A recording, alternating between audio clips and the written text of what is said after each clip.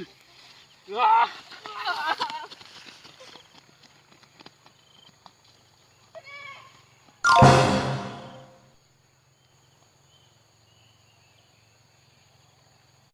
ันนี้กับพบกับเขาอีกแล้ว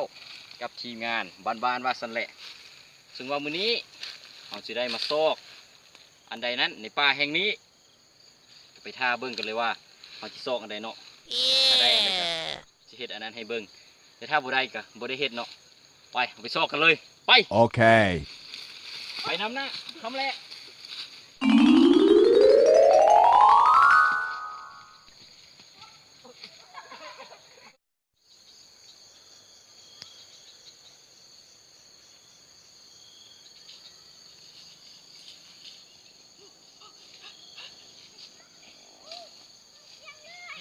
เห็นยังบ่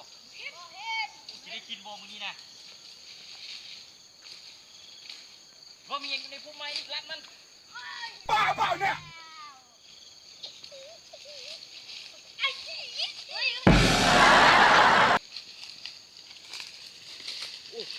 เบิ่งป่าแห่งนี้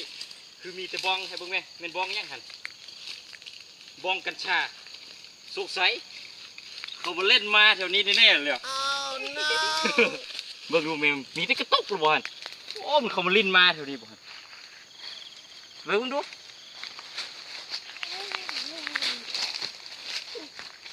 เบิ่งดูโอ้กระตุกเนี่ยครับ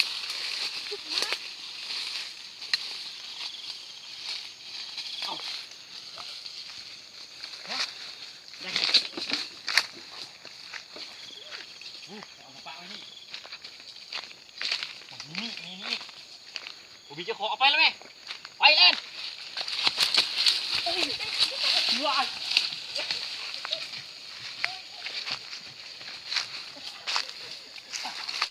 กีโนเล่นเทเล่นว่าน้ำเล็บเอาเครื่องวัดตรวจโลหะมาบ่โบได้เอามาเบิ่งดูจะซีนอย่างนี้เบิ่งดูโอเคว้าวเอาเครื่องตรวจจับโลหะมาก่อนแม่ซีนอย่างนี้นะเบิ่งไหมมาแค่เครื่องวัดตรวจโลหะก่อนมันซียังโอ้ซีไดโนเสาร์เมียนวะดมมึงดูโอ้ข้าวเฮ็ดยังกินหนึ่งปิ้งสะพานหินไปจัดการเลยจับไป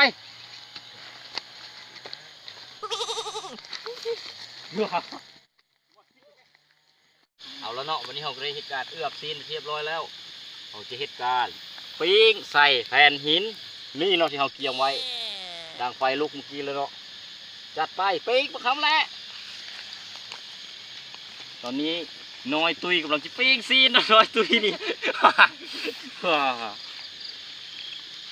หลังนี้จะรอท่าให้มันสุกเท่านั้นแหละแม่นวะฮัมแม่น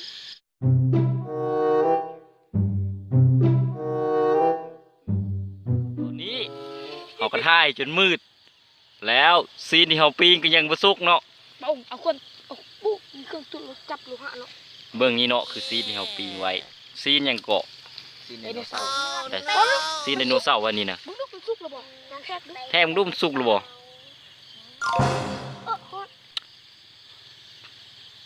โอ้ยังบ่ทันสุกยังมีเลือดอยู่แม่นวะตอนนี้เนาะกับเบื้องบรรยากาศหมอบมันวังเวงหน่อยนึงแปลว่าคือจะมีอะไรอยู่ทางหลังพวกเจ้าเบิ่งเด้อจะปิ้นให้เบิ่งทางนี้มีแต่ความมืดเนาะอยู่อมพวกเราซึ่งว่ามันก็มืดอีหลีตอนนี้เป็นเวลา7 โมงแล้วเนาะทำกระทะให้ซีนสุกเราก็สิกลิ่นแล้วเราก็สิเมื่อมันดึกแล้ว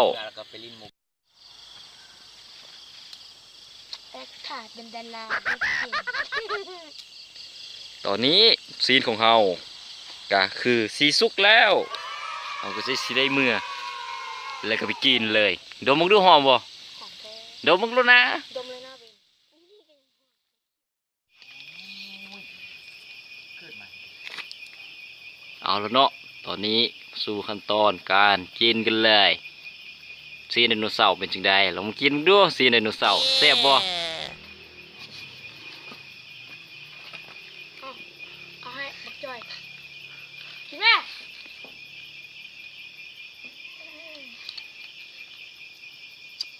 เข้มแซ่บปลาดีแล้วมันกันตัวใหญ่ก็